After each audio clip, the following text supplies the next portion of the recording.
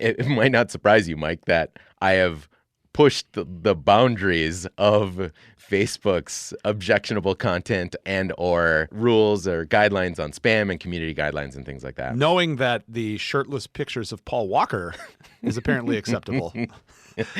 Well, what did you do, Lou? What got you in the Facebook Huskow?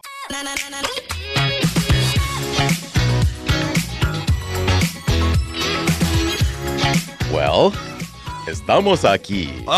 Oh, a bilingual version today. Yes, yeah. Thank goodness we were in Spanish class together. Yeah. Right? We were, right? Oh, like 100 years ago. Yeah, something like that. Yeah, So that's you about all I understood. remember. Yeah, I was recently in Mexico City, and I tell people often that I don't really speak Spanish until I've got enough tequila in me. That may or may not be an admission of how we've started the show.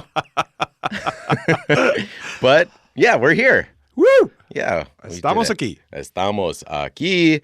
Bienvenido a the Hot Lou Show. Me llamo Lou Abramowski, or somewhat notoriously referred to as Hot Lou. And I'm Mike Franklin. I also drink too much and speak Spanish or gibberish. We'll see if we can make it through the entire show here, speaking mostly, I think, decipherable English. Okay. Yeah. Decipherable. That's good. That's a good qualifier. Yeah. I mean, I do try to start the show a little bit with some of these harder to speak words. Sure. Because I notice I do slow down a lot when I'm talking on the show because I want to be like so precise. Mm-hmm. It's taking some time to kind of get used to it because, I think I've said on the show before that I got some feedback from my own mother saying the show didn't start all that strong. Oh, really? And just yesterday, you and I were hanging out with your sister, Yep. and she reiterated the same thing. That she didn't like the first She couple didn't episodes? No, she didn't like the first few shows. Unbelievable. You can't pick your family. No, but now she's a loyal lunatic. Well, welcome, Chrissy. Yeah. And Sue. And Sue. Yeah, we're very grateful to have both of you as listeners. I'd like to think, Lou, we'll get to the point when we can't literally just rattle off the names of all of our lunatics. Well, I was in Mexico City. No. So I've already said that. But I mean, somebody that I played Ultimate Frisbee with a year ago that speaks almost no English at all came up to me and said that they've listened to a couple of the episodes. Oh, my gosh. Well, welcome. Yeah. And bonjour. I have a bunch. All right, we'll get Mike a couple of tequila shots here to get started. It's probably necessary today. Yeah. So while we can rattle off, I think, a lot of our listeners at this point, it is growing. Sure. Thank goodness, because I think some of you are listening out there. Yeah, thanks to all of you. Us imploring you to rate us 5 stars, and in the event that you cannot rate us 5 stars, at least tell a few friends. Absolutely. Those are the only things we ask of the lunatics. That and to check out the show notes. Yeah, well, and closed circuit to Chrissy, who has insisted on not rating us 5 stars. You have friends. Yeah. We're very aware of them. We know several of them. So go ahead and get out there and invite a few friends to the Hot Lou Show because, I don't think that we necessarily have a theme week after week that's explicit, but what I think people are enjoying about the show is a little bit of our banter, and we follow a relatively free format, but we like to tell a couple of stories here and maybe learn a lesson from them. That's our hope anyway. Sometimes we get philosophical, but that's just for a very special episode of the Hot Lou Show. Yeah, and that's why, we've got celebrity listeners, we've got friends of the show, family of the show, et cetera, et cetera. But it's today, great. It's fabulous. It's a movement that's growing. it is. And, one of those celebrity listeners is my good buddy Mark Zuckerberg. Yeah. Who He was one of the first. He was one of the first. And sadly, I have a bone to pick with Mr. Zuckerberg. All right. This show. Pull over, Mark. We know you're driving down the 405 or whatever. Mm-hmm. Probably not that one. That one's on fire currently. But At least in Baja, where the listener that I referenced earlier in Mexico City actually lives. oh, no kidding. Yeah. Oh, well. We just met in Mexico Didn't mean City. to make light of it, but Right. Yeah, Mark's. If you go to the Luxicon page, Mark is literally our first celebrity listener. Yeah. So, Mark, buckle up because I want to talk about Facebook jail today. I didn't know this was a thing. I genuinely did not know that this is a thing that could happen. Oh, really? Nothing. Zero clue that was. Wow, and given your like background in politics, I'm kind of surprised by that, knowing that I think you know that people get kicked off of Facebook. I just, ever since you told me about the story that you're about to relay to the lunatics, I think that's the first time I ever heard the term Facebook jail. Okay. And then it's like, when you buy a new car and then you see that car, you see its brothers and sisters all over the road. So now I've heard the term Facebook jail, I feel like an inordinate amount of times in the past few weeks. Wow. Whereas prior to that, I didn't know it was a thing. Well, the phenomenon that you're describing actually has a term.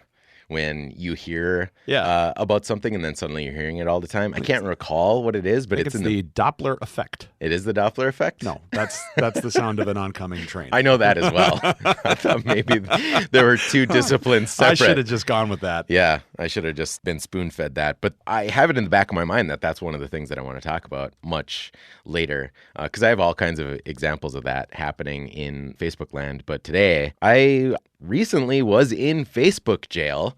So for the benefit of our listeners that are like what you were, weeks ago, Facebook jail is not getting kicked off of Facebook entirely. Right. It's just preventing you from publishing.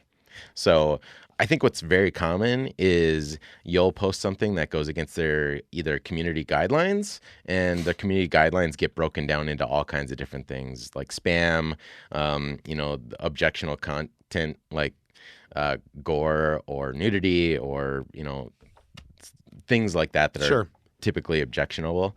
And I think a typical ban the first time around will be about 24 hours. Subsequent ones end up being 3 or 7 days. And then if you've got multiple bans, they'll end up being like 30 days. And they always warn you that it may end up being permanent. At least in 2019, there have been some notable names that have been kicked off kind of permanently, and Alex Jones probably being the biggest.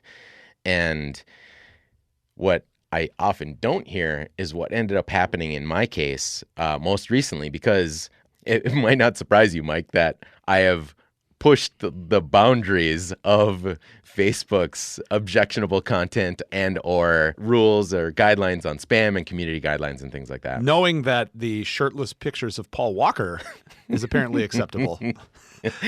Well, what did you do, Lou? What got you in the Facebook hooskow? Oh, yeah, I'm not going to enumerate all of them, but as you might imagine, as I'm publishing either purposefully or accidentally thousands of times or different types of content, occasionally different types of these content have landed me in Facebook jail for a day or 3 days or whatever over the last 9 years.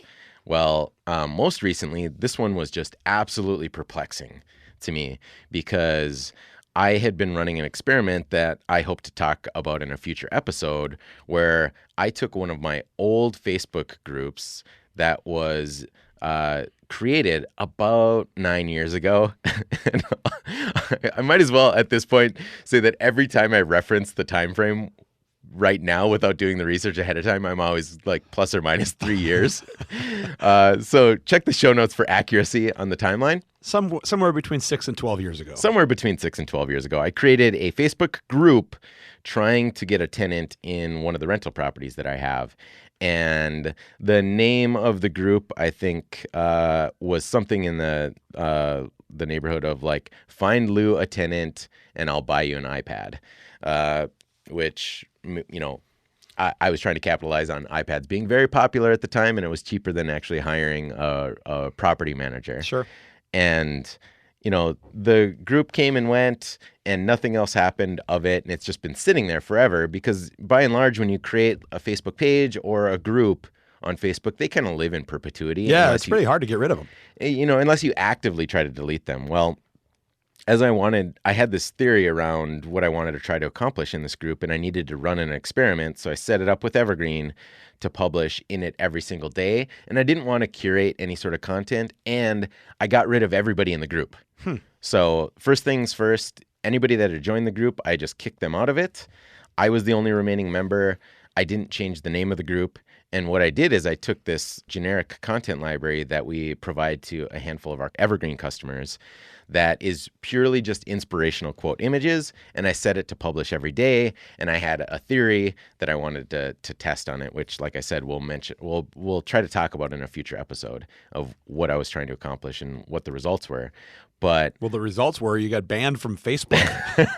Well, so exactly. That's the lesson for today, lunatics. Yeah, we'll talk to you next Tuesday. No, so what ended up happening was absolutely bizarre, and I still have no answer for it. And it's that one of the posts got flagged, presumably by Facebook's automated systems initially, because the image was merely, and this will be in the show notes, it's merely a man facing a kind of fall, leaveless forest of trees, kind of at sunset, facing away from the camera, and on the front, in the foreground, is just an inspirational quote that says, "Work to become, not to acquire." Well, I like That's it. I like it. Yeah, and Facebook apparently wants you to acquire. Well, they've been doing plenty of that over the last 10 years for sure. But this, I think most people would not consider this in any stretch of the imagination something objectionable and relatively benign. And yet somehow, some way, it got flagged and put me in Facebook jail. And I don't understand it to this day. And is there an appeals process for Facebook jail? I mean, there is. I understand that a bot may be doing the initial arresting, and but bots, Lou, they make mistakes sometimes. They do. Yeah. Yeah. So there's a whole series of movies, a delightful series of movies called The Matrix that exploits this phenomenon. Exactly. So we may be heading to that in the future, but in the present, depending on when you're listening to this, past, present, or future, very different, which we haven't really touched on recently. Yeah. But this the appeals process is relatively straightforward. They do walk you through it. So, if you disagree with their decision, there's an appeals process, and it's merely you're uploading an image or a series of images, which, in this particular case, it would be the post, along with an explanation of what's going on. And, there's not really a limit to how long that explanation can be. And then you wait. And there's not even really a response. It doesn't tell you that I think maybe it might say, typically we'll respond in 24 hours. So, I was just baffled by this one. And I ended up putting in the appeal and never, ever got a response. Wow. And, that's just bad customer service. Yeah. And, not that I'm bragging, but between me and a handful of customers that I have helped manage their ads accounts, I'm somewhere in the neighborhood of between like $4 and $5 million spent in managed ads over the last 11 or 12 years. Yeah. And, you'd expect maybe some extra level of customer service. But, when you're competing with Apple's budget or, Coke's budget, they're like, yeah, that's peanuts. Right. So, getting attention, even for worldwide famous podcast hosts like Hot Lou. Yeah. I mean, worldwide. Multinational listeners. Yeah. I'd learned that today. I know. We're kind of joking a little bit, but there are downloads coming in from Mexico, Canada, Australia. There was a download Bonjour. There was a download from Iceland. Wow. I think they speak French in Iceland, right? Sure. Yeah. Oui. Bonjour. So, this one was bizarre. And, like I said, going through the process is relatively straightforward. But as you might imagine, Mike, I'm not one to just follow the conventional path. It's one of the things I admire about you, Lou. So at that point, what I did is I started scouring all of my past contacts that worked at Facebook, because we worked very closely with some people at Facebook from 2009 to 2014 with EighthBridge, as we were collecting credit cards in Facebook's newsfeed. You might imagine that was probably a sensitive thing that we were doing. So I had some very close friends that were working at Facebook. Some have now sailed off into their fleet of yachts on their Facebook options. Some are still there. Others have moved on to other companies. And reaching out to them, what's fascinating now is that I think as a result of the Cambridge Analytica scandal, you cannot reach anybody on the policies team directly anymore. It is entirely, I don't know if quarantined is the right word, but certainly insulated. So any person that you talk to in customer service or any person that you talk to directly that's not on their policy team can't even have a direct conversation with them anymore. Oh, wow. So, and this is relatively new because, like I mentioned, this has happened before, I'd say in more kind of overt violations that I knew were pushing the boundaries, and I accepted it. But this one I just wasn't willing to accept. No. So I'm reaching out to some friends and contacts and finding out that reaching the policy team is, very, very difficult now. This whole thing is just really bizarre. I mean, I get it's a product that's essentially a free product, and so maybe you should set your expectations accordingly. But this is your business. I mean, so this is impacting your livelihood at least to some extent, and to not receive any kind of feedback, to not get a judgment, like here's what we thought violated our policies. Oh, and by the way, here's the policy we thought was violated. Which we don't even get that. I thought you were actually speaking for them, but that's not what happens. What ends up happening is they just tell you have violated one of our policies on community guidelines, and they don't tell you which one. And as you might imagine, their policies are gigantic. Yeah. So they have all of the things that I already described around objectionable content or spam or whatever, or abusing the system, but they don't tell you. So you have no way of knowing, and that's a product of people trying to figure out how to game the system. Sure. Right? And this, I will admit, is something that I don't know that there's really a solution to this. At the end of the day, Facebook knows that they're in an arms race when they're trying to apply these things because people are, globally, we're talking about 2 billion people using Facebook products worldwide, and they're all trying to game the system. Not all 2 billion, not that I'm aware of. Only one of them in this room that I know of. And, but the bottom line is that every time they inform somebody who is violating their policies of what the violation was, it sometimes invites them to find a way to skirt around those rules as well. So I realize this is a super difficult problem for Facebook to solve, but it's so frustrating, like you said, when somebody's livelihood depends on it and you can't understand what the policy violation was, how to fix it, and now layer on top of the fact that you can't even start a dialogue. Yeah, that's really remarkable. And again, there's not a direct analogy here to government and law, but I mean, the whole Bill of Rights essentially is created to keep this from happening. Not the whole Bill of Rights, but big chunks of it, or prevent this from happening to an American citizen in the court. Yeah. We fought a war over this, Lou. Yeah. And I'm not declaring war on Facebook. Don't get me wrong. We value our celebrity listeners too much. However, this is getting pretty bad. Yeah. I mean, it feels a little totalitarian, right? And as it probably should be, it's their platform, right? And it's a very difficult problem to solve. And I think we're in this weird situation right now with Facebook and all of these platforms, really, where, they've got policies in place that they need to enforce to prevent abuse. But at the same time, you've got people that are, I think, trying to work within the rules that are being penalized because of overcorrection happening, mostly because of the Cambridge Analytica scandal. So in a way, Facebook, and probably Facebook more visibly than the rest of the platforms, is a little bit rudderless in understanding how they're going to apply these things.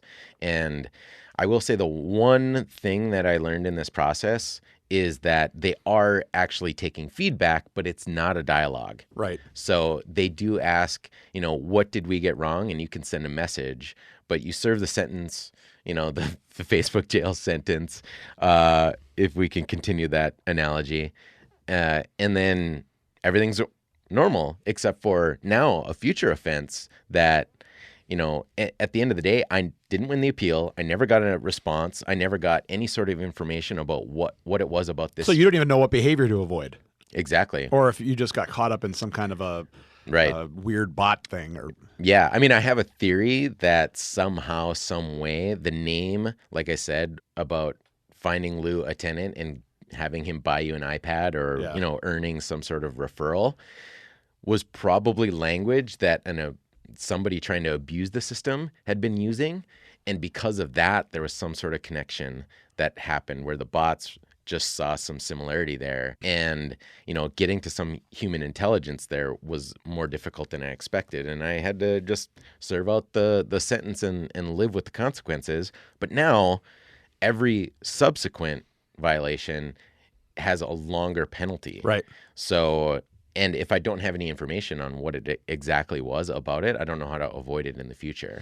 Well, new celebrity listener Alex Jones maybe could weigh in on this and give us some advice.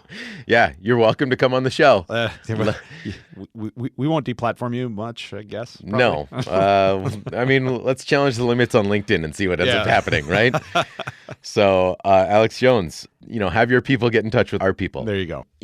At the end of the day, the lesson I want to really impart on all of the lunatics out here is that escaping Facebook jail right now is nearly impossible. And while I will tell you that, you'll serve your sentence or whatever, and, it might end up happening to you too, especially if you're doing crazy experiments like I am.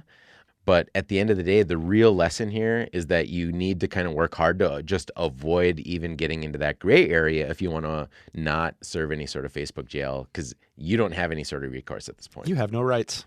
No recourse, rights, wrong, freedom. Was that an Alex Jones impression? I don't really. That was another guy I didn't really know existed until all the it's very weird kerfuffle came up. But yeah, just to close the loop on this, we can put this in the show notes as well. But the phenomenon where you see something and it appears everywhere is called the Bader-Meinhof phenomenon. So we were real close with the Doppler effect. Doppler effect, real close. Well. I'm just here to wish you the best luck possible to avoid Facebook jail, because if I can't escape it, I don't know that anybody out there can, because I didn't really enumerate all the things that I did. But trust me, I connected with a bunch of people on LinkedIn. I was at the Facebook Developer Conference. I have a lot of people who work at Facebook and ways to get in touch with people. You were stuck. Yeah, and just as I was at my wit's end and literally about to go apply to work at Facebook on their policy team, what a sweet job that would be. Yeah, that'd be a challenge. What do you do?